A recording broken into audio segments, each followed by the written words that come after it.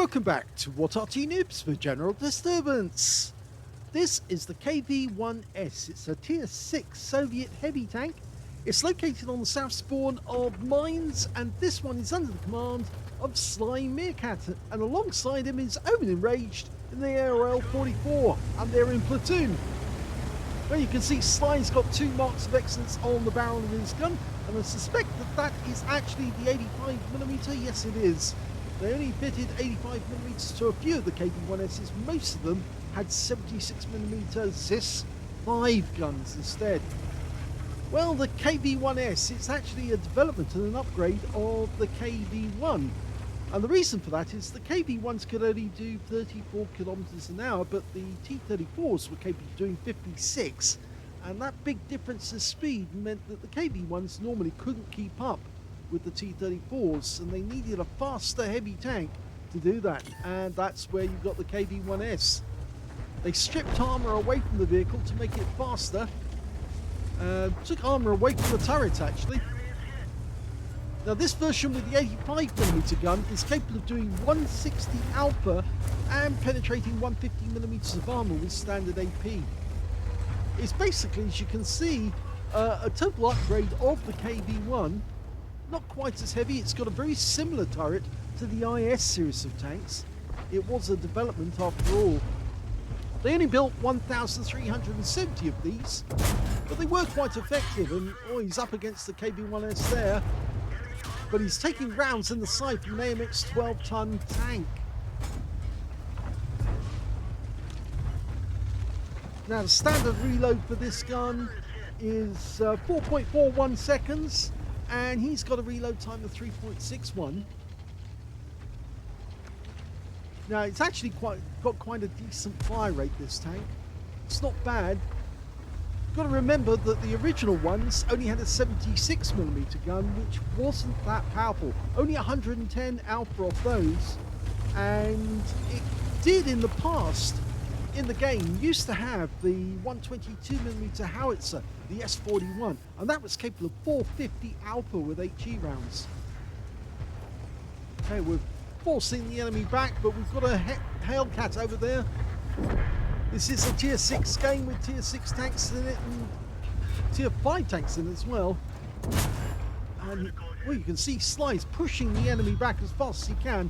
He's going for his 3rd mark, desperately trying to do it, doing as much damage as he can, which is why he's using the APCR in this game. Yep, unfortunately took a big hit there with an 88mm round from that VK. Needs to be careful to avoid that if he can. Oh, that one hit the gun. That's going to make him inaccurate. But he's still punching rounds into the VK, and he's taking rounds in the tracks from that AMX 12-ton. He needs the help of this M6 with his 90mm gun to distract, and that does it. The VK goes down. And now there's only one enemy left, and it's the Arty. It's the M41 HMC. He's over in the corner. Everyone else has been wiped out by the team. And Sly's trying to kill him at a distance with an armor-piercing round. Oh! He actually hit him there and did a critical hit, but he didn't kill him because the M41 was trying to work his way up the side of that wall. And it looks like the Type 64 is going to get him, yes. And that is the end of the game, and it's a victory.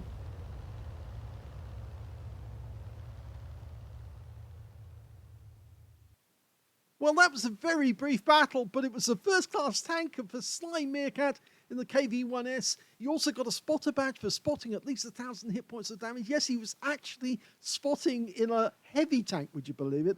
But he got his 3rd mark of excellence in that game. He did more than enough damage to click over that 95%, and now he's got his 3rd mark on his barrel. He also got a fire effect for doing more damage than hit points to his own vehicle, and his win rate from that one was 3,777, which is Super Unicum standard.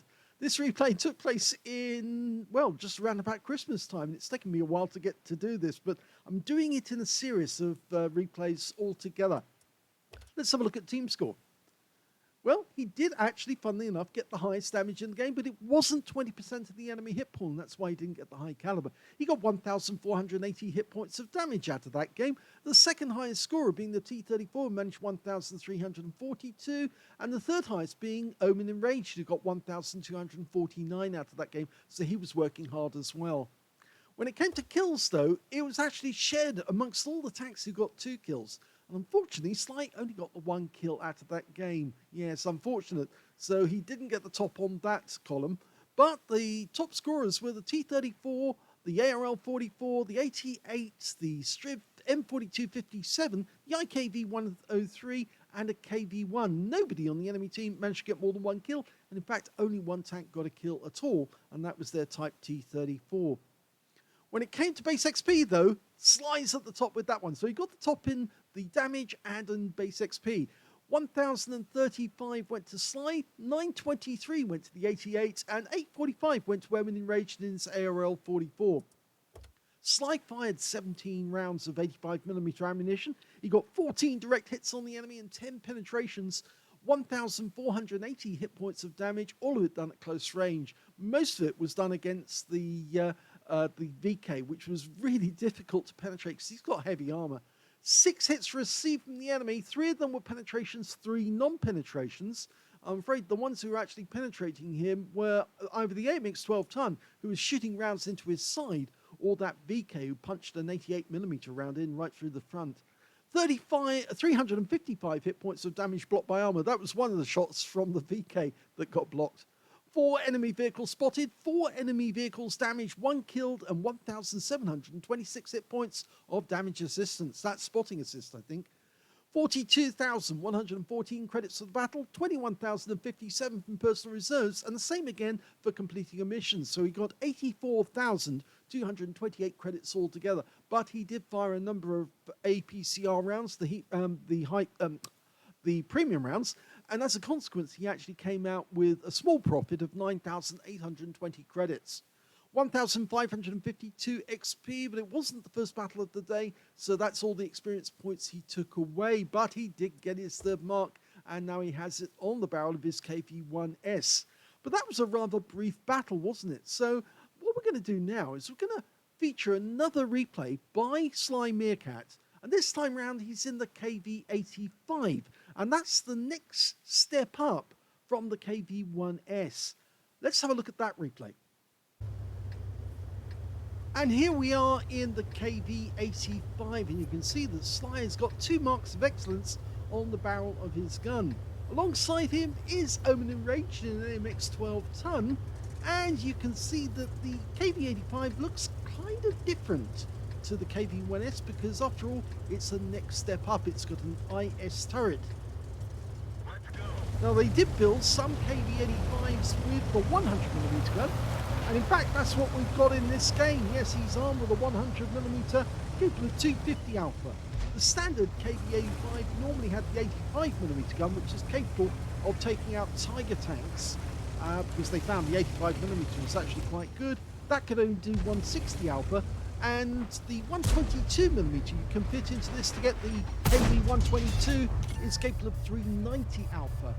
But of course, Sly's gone for the 100mm because he's trying to mark this tank, and the 100mm gives improved DPM and also improved accuracy and reload time. You can see he's giving that Tiger 131 a real thrashing, even though they're the same tier. Okay, well it is a bigger shell. Standard reload time, if I remember correctly, I'm not absolutely sure, but I think it was around about the 4-second mark, 5-second mark. I'll have to look that one up later. But he's just taken out a T-3485 on a drive-by. Remember that 250 alpha can be really efficient. And he's trying to work his way around the enemy, coming up to their blind sides and taking them on the direction they're not expecting. Okay, KV-2, you can just see the guy's rear. Pumps one in, 233. Can take out this T30 Tiger 131. The KV-2 is looking this way now, so he needs to back off. fact, he's looking to get into cover. There's the AMX 12-ton. Our T-34 just took a bit of a hammering. That was from the KV-2. And in the meantime, we've taken out the AMX 12-ton and Robber. We didn't take him out. Open and Rage did. But we just took a round from the Hummel, who's out in the field. Okay, that KV-2 somewhere in that direction, if he hasn't been taken out. No, he's still in the game. Okay, well, trying to creep up on a P43 Fist now. Remember, he's got a 90mm gun. Just around the corner at the base of the street. There's an 88 there as well. He's going to go for the Skoda. It's an easier shot from between the railway carriages. They can't get the MT-25. I don't think he wants to come out in front of that 88 though. If he can help it. There he is. Ouch! That was the P43. 90mm gun. Now we can side scrape on this corner, but we're taking rounds from the Skoda, so we might as well just deal with the Skoda from a distance. P43's just around the corner. Oh, blocked a shot with the tracks. Now, side scrape? No, because he's pulled back. Now, can we get that KV-2? Don't want to come out because the 88... No, don't pull out. The 88's waiting for you to do that. We're 2 down on the enemy now. Now we're 3 down on the enemy. And he's having to back off because of that KV-2. Yes, he gets around in and kills him. So he's got rid of that one. Open and Rage is still in the fight. And now we're dealing with an MT-25. He's a one-shot. Okay, so we need to drive forward, take out the MT-25, baiting him to come in, and he's out the game. Okay, the enemy are capping. Oh, BK, easy kill. That's 4 kills now for Sly. Can't see that P43. But we've managed to get the score back, so we're only 1 down on the enemy now. He's had his gun on that P43 just in case he planted a round in our rear. We've got to get back to our cap because the enemy are capping. Odin Rage has gone back. I think he got a reset, but we've run into one of the wrecks. Okay, we can hit this guy. Long range shot, T150, using standard AP, but it's enough. We get the reset. Now, we can finish this guy off at a distance, actually. Just keep pumping the rounds in. He's not going to be able to defend against us. Plus, of course, we've got the cover of the armor. Another one in, hits the tracks. They do go it again. He's side onto us now. Yes! Kill shot. Nice one. Okay, now we're 2 up on the enemy. It's all turned around. Thanks to Sly and Omen in Rage. Of course, getting that reset. He's still alive. He's coming down to join us. We've got to try and deal with that 88. The P43 is out the game. And the enemy's only got a VK3601H somewhere. And of course, they're Arty. Here's the 88. He didn't move. He's still there. And now he's in a lot of trouble because Sly can just track him and keep him holding here whilst he's destroyed. Of course, Omen and Rage will probably come to pick up some hit points. Yeah, just hit through, straight through the idler. There's nothing he can do. He's trapped here. If he fixes his track, we'll just punch another hole into it. Oh, we lost Omen and Rage to the Hummel. And there goes the 88. Oh, we didn't expect that to happen. The Hummel somewhere out the field just killed Omen and Rage with a direct hit. Now, the question is, do we go back and reset, or do we go after the Hummel? In this case, I think we have to go for the reset. So we're going to have to drive up the other end. We can always leave Omen, the ARL-44 rather, to go after the Hummel. He'll pick up 5 kills. We've still got plenty of hit points. It's going to be a VK3601H though, and he's got 2 kills already, so he might have lost a few hit points. I think we could pop out through this gap here. He's going to get closer. He wants the cap to extend so he can get the cap points. Hello, pumps one in, blocks a shot. That was an 88mm. Now, can he get another shot in?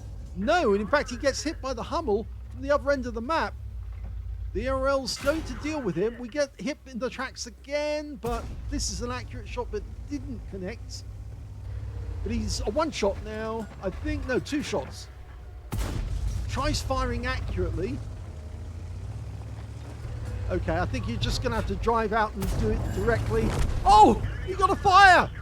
He got a fire and killed the guy. Did he get enough to get a defender? We'll have to see. Here's the end of battle stats, and that was an ace tanker game for SlyMeerkat in the KV-85.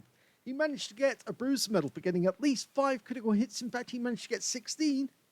He got an arsonist because he set light to that VK3601H right at the end of the game, so he didn't need to fire another shot. He got him there and then.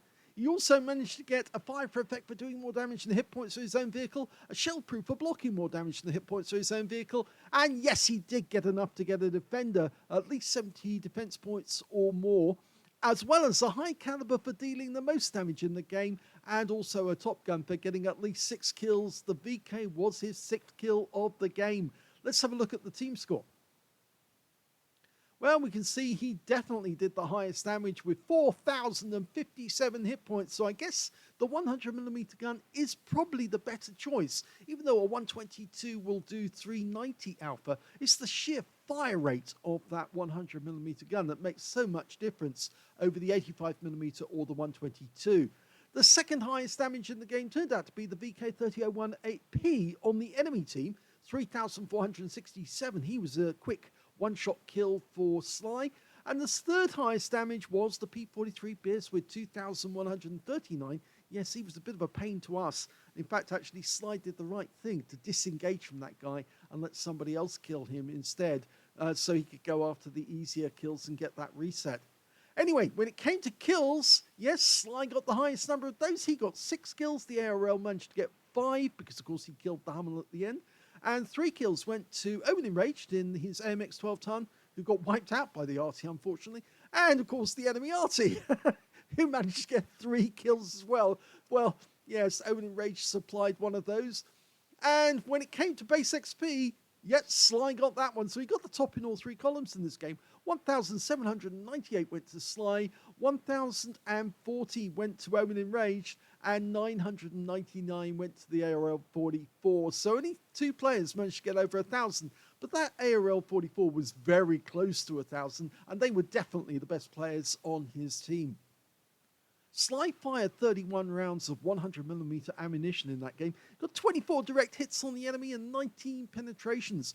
Damage of 4,057 hit points, of which 683 were at more than 300 meters.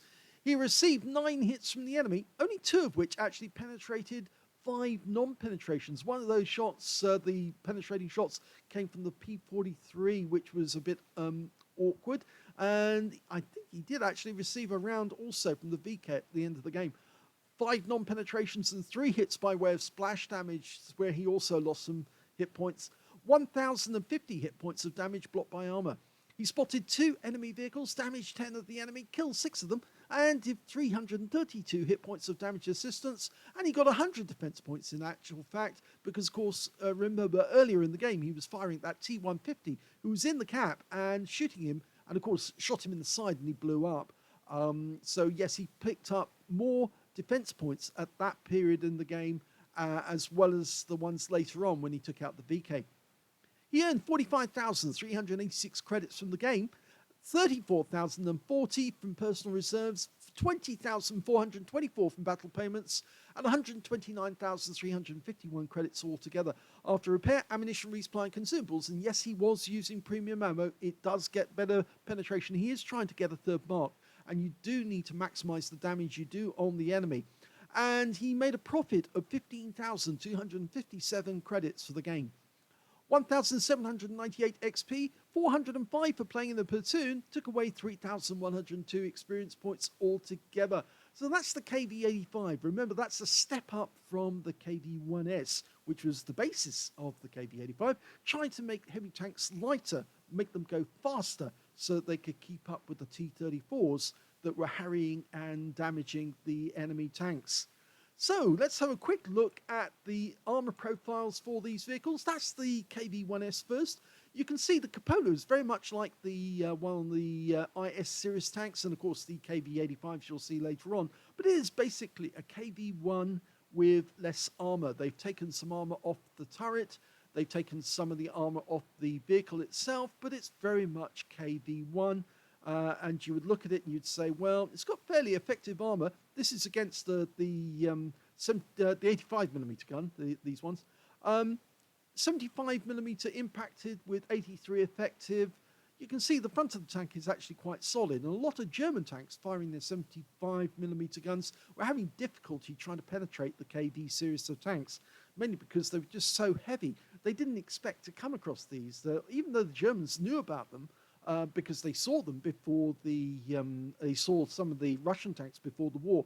The KV series of tanks came into being in the few years before the war started. So the Germans were finding it difficult to take down the KV series of tanks. We have a quick look at the the module profile. Let's get the modules up. Now you can see it's a 5-man crew. There's a radio operator or driver's mate, as you might see down here, and the driver sitting basically in the center of the vehicle with the gunner on the right-hand side, tank commander behind him. He's got that big cupola, so if you hit the cupola, you'll take out the tank commander. And you can see the gunner, or the loader rather, is sitting on the left-hand side of the tank as you're looking at it, and he's got an ammo rack at the bustle of the turret and one directly in front of him for the ready rack.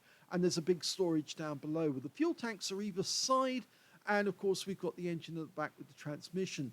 So this is the fairly conventional KV layout of a tank. In fact, actually the KV, the two people up front are more central, or one on each side of the center. But it is basically still the same KV layout, with the most vulnerable parts being the this plate here, where you've got the viewports for the driver. You can actually see that viewport just there. So that's where it's most vulnerable. Plus, of course, the cupola, if you want to take out the tank commander. If you want to make it go bang, you just aim for the bustle. And if you want to set it to light, you actually just aim for just underneath the turret, because you'll probably hit the fuel tanks. If you can get the shot to go through the gap in the tracks, you should be able to knock out the fuel tank. So that's the KV-1S modules. Let's have a quick look at the armor for the KV-85. And again, it looks very much like the same. You've got this same strip layout for the KV series of tanks, except, of course, as you can see here, the driver is now central, well, as in the KV-1S. The turret is more rounded. It's the cast turret for the IS series of tanks. The cupola's changed as well. It's actually more refined, you might say. Less vulnerable, but still vulnerable. The cupola is now capable of 90mm of armor with 98 effective, and the size of the turret, you can see 100mm of armor. They're coming out at, well, between 100mm and 191. So it is actually quite effective, the frontal armor on the turret. And you can see again, it's these strips. That's what you've got to aim for if you want to take the thing out. You can take them out from above as well, because of course they've thin armor, 30mm, so Arty will penetrate through the top of the vehicle. If we look at the modules, well, it's actually slightly different now, because it's a 4-man crew, not a 5-man crew. The driver's on his own out front, and you can still see that the gunner and the commander, the TC, is sitting in the same configuration basically. The tank commander directly behind the gunner, directing him where to go. The tank commander's got the radio. And we can see that loader is still on the left-hand side as we're looking at it, and it does have a ready rack in the bustle of the turret, but the main ammo store is down below in the tank. So if you want to make the thing go bang, just aim for the bustle again. And if you aim anywhere through the side of the tank, there's 2 big fuel tanks, and of course you can make those burn with the engine at the back and transmission. So basically they've got a very standard configuration, except what's changed is that turret. That turret has changed quite a bit, and if we go back, you can see it's nicely rounded, and this is where the IS series of tanks came in. Instead of using tanks that were welded together, they were actually using castings, and the castings gave the tanks much more strength, although towards the start of the IS series, the castings were actually fairly thin, and they did have problems because some of the shells would actually go through, but they improved them when they actually ditched the IS series of tanks and instead, not the IS series, the IS tank, and actually went with the IS2 instead. So I hope you enjoyed both those replays. If you did, please give this video a like, do subscribe to our channel, leave a little comment down below because it feeds the algorithm, and thank you for watching.